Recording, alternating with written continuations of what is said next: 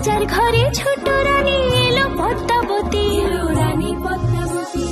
রাজার আরো 6টি রানীর ছিল না সন্তান, পদ্মাবতীর কোলালোতে মিলল সমাধান।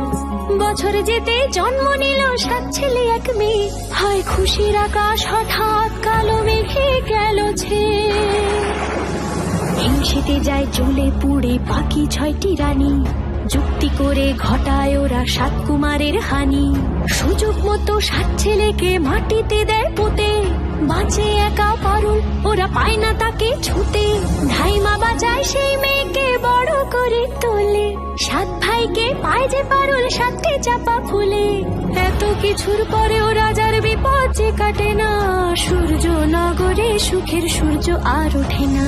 হিংসা বিবাদ বিচ্ছেদ আর প্রেমের কাহিনীতে পারুল বোন কি পারবে 7 ভাই চম্পাকে জাগাতে?